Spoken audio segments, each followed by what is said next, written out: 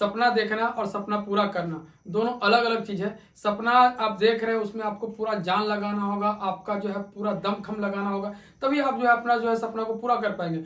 दोस्तों आप सबका सरल पाठशाला में स्वागत है और हम लोग आज पढ़ेंगे प्राचीन भारत का एक महत्वपूर्ण इंपॉर्टेंट हिस्सा ईसाई धर्म के बारे में। इससे पहले हम लोगों ने बौद्ध धर्म, जैन धर्म और मुस्लिम धर्म का पूरा डिटेल वीडियो आप लोगों को मिल जाएगा, प्लेलिस्ट में वहां से देख सकते हैं और महत्वपूर्ण फैक्ट के साथ मिलेगा।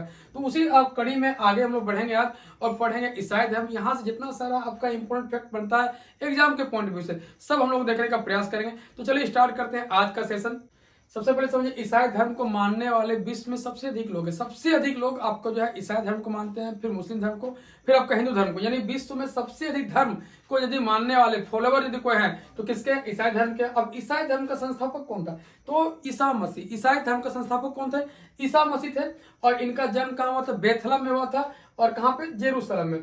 अब ईसा मसीह का जन्म कब हुआ? तो याद रखिएगा, प्रथम शताब्दी में जहां से शुरुआत होता है, जहां से आपका एडी का शुरुआत होता है, वहीं से आपका जो है इनका जन्म माना जाता है। और इनकी माता का नाम मेरी था, पिता का नाम जोसेफ। प्रथम दो शिष्य इनके कौन कौन थे? तो एंड्रूस और पीटर, इनके दो शिष्य थे। और शुरुआती जीवन में ये आपका जो है प्रथम 30 वर्ष जो है बढ़े का काम किए थे। शुरुआती 30 वर्ष जो है आपका पूरा जीवन को राजा रहता, को महाराजा रहता, लेकिन उन्होंने बढ़े का जीवन बहुत कष्टपूर्ण तरीके से काम करके जो है 30 वर्ष तक बढ़े का काम किया।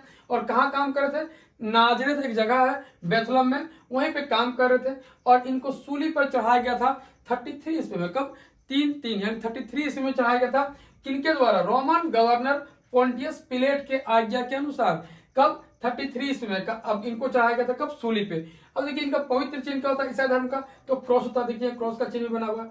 अब पवित्र धर्म ग्रंथ बाइबिल हो जाएगा। और एक होता है न्यू टेस्टामेंट। हम रिसेंटली आपका एक क्वेश्चन पूछा हुआ है कि न्यू टेस्टामेंट का संबंध किससे है? तो ये देखिए आपका ईसाई धर्म से ही है। और बाइबिल का अंतिम भाग, मतलब बाइबिल जो धर्म ग्रंथ है उसके अंतिम भाग को क्या बोलते हैं? न्यू टेस्टामेंट कहता है। अब ईसाई धर्म के प्रमुख संप्रदाय कुछ आपका जो है ईसाई धर्म अलग अलग भागों में डिवाइड किया गया है। तो कौन कौन भाग में डिवाइड है आपका ईसाई धर्म? तो सबसे अधिक और सबसे अधिक मानने वाले लोग किसके हैं? रोमन कैथोलिक के। फिर हो जाएगा आपका प्रोटेस्टेंट के, फिर ऑर्थोडॉक्स मारोनी के और एवेंजेलिक। ये चार आपका मुख्य रूप से ईसाई धर्म के समुदाय है।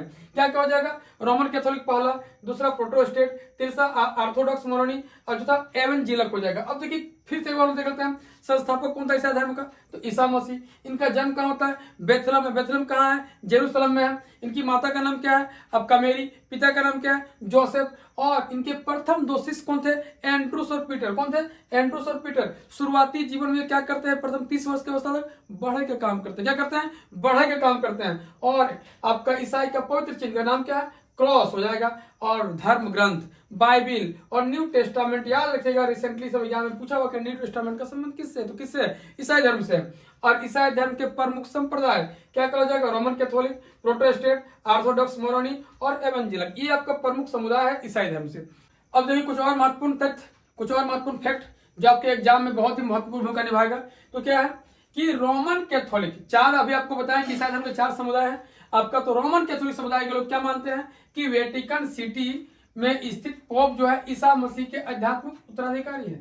आध्यात्मिक उत्तराधिकारी कौन है? जो पोप है इन लोग का, जो वेटिकन सिटी में रहता है। जो रोमन कैथोलिक समुदाय के लोग मानते हैं कि वेटिकन सिटी में जो रहने वाला पोप है वही आध्यात्मिक उत्तराधिकारी है। किसका? ईसा मसीह का।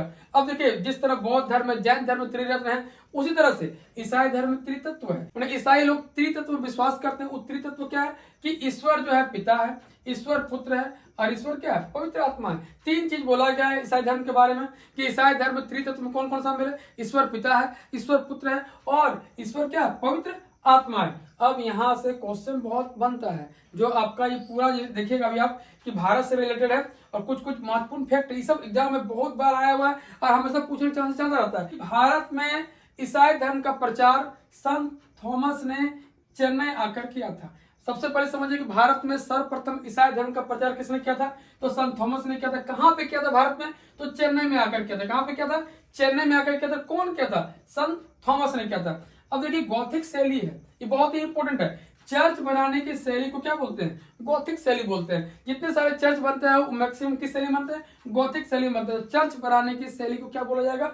गॉथिक शैली जाएगा। देखिए चर्च, तो भारत का प्रथम चर्च का नाम क्या है? तो संत जेवियर चर्च। आपका ईसाई के बहुत महत्वपूर्ण एक संत है, संत हुए थे, उन्हीं के नाम पे जो है आपका प्रथम चर्च बना है भारत में, उसका नाम क्या है? संत जेवियर चर्च। और ये 1515 ईस्वी में गोवा में बना था।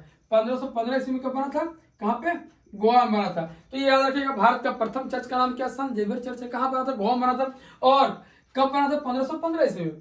अब देखिए संत जेवियर जो है आते कभी, चर्च तो बन गया था, लेकिन संत जेवियर जो ईसाई धर्म के प्रमुख संत है, इसका आगमन कब होता है? इनका आगमन कब होता है? इनका आगमन भारत में 1542 में होता है, पुर्तगाली गवर्नर मार्टिन डिसूजा के समय। तो याद हो जाएगा कि भारत का प्रथम चर्च का नाम क्या था? तो संत जेवियर चर्च था। ये आपका कब बना था? 1515 में। कहाँ बना था? गोवा में। लेकिन यही जो जिनके नाम में चर्च बना था, उनका आगमन, उन संत का आगमन कब होता है? तो भारत में होता है इनका 1542 में होता है। और उस समय पुर्तगाली गवर्नर कौन रहता है? मार्टिन डिसूजा।